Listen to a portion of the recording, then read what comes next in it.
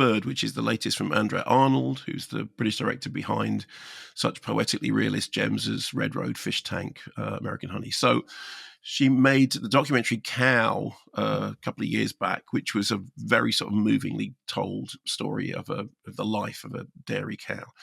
Back to narrative features now with Bird, which is, it's interesting because it's kind of inflected with an optimistic streak of magical realism, which is a little bit of a departure. So Nicky Adams, who is yet another sort of brilliant screen discovery, is Bailey, a young girl on the cusp of coming of age, who lives with her father, Bug, played by Barry Keoghan.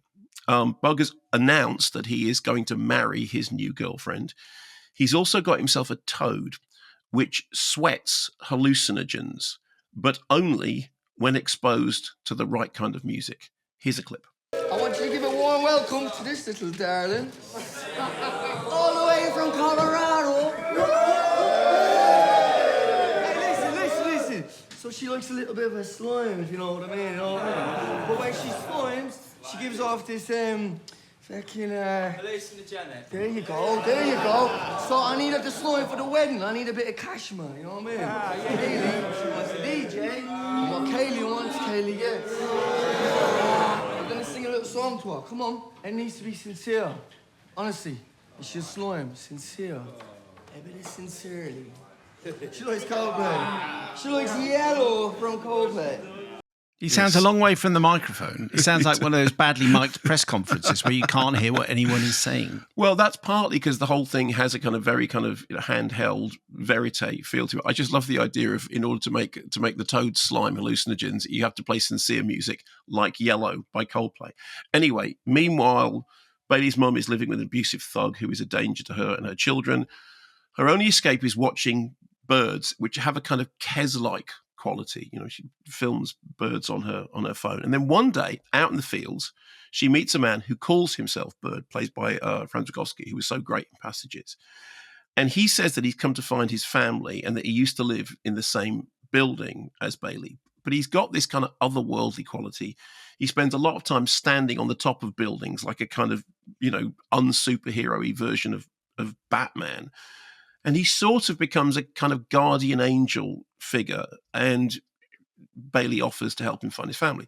So this is shot by Robbie Ryan, again, who gives us that sense of unobtrusive, urgent intimacy that's been his trademark. There is a backdrop of teenage gangs and vigilante violence, drug dealing, teen pregnancy, which is very much verite grit, which again is an Arnold trademark. But there is also something that reminded me of her screen adaptation of Wuthering Heights, which, of course, Wuthering Heights is a gothic story with a kind of ghostly thing at its heart. And in the case of this, the outdoor scenes very much evoke the tactility of Andrea Arnold's Wuthering Heights. But there is also something else going on. Now, I don't want to say anything more about it because I think actually the film sort of tells its story as it needs to do. I will say this. I'm not sure that it all works, and I think that the audience are asked to take a leap of faith at one crucial point that I think some of them won't. But I think that what the film is trying to do is to make a kind of optimistic leap of faith. I think there are certain issues. I think the performance of Bird feels sort of rather theatrical, of Franz Rogowski feels sort of rather theatrical. It made me think a little bit of Catherine Hunter in that version of the Shakespeare adaptation, Macbeth, being kind of sort of rather more brilliant. There's also a strange thing about Barry Keoghan, because Keoghan, as I understand, was going to be in Gladiator 2 and then didn't do it in order to do this. But he is kind of an odd absence in the film. He's sort of there, but he isn't there. So for me, those two were a little bit kind of sidelined, but brilliant central performance. As I said, I think the leap of faith doesn't entirely work, but I kind of went with it, not least because it felt like a positive move. Something happens in which the film takes a turn into the surreal. That's what I mean by magical realism. But it's done in a way, and I don't want to say any more than that. I think actually the film hints very clearly at what's going to happen. And I think there are some audiences will just not go with it. Will just go, no, I'm sorry, that's just silly. For me, I thought, okay, it doesn't quite work, but it's a very audacious thing to have done.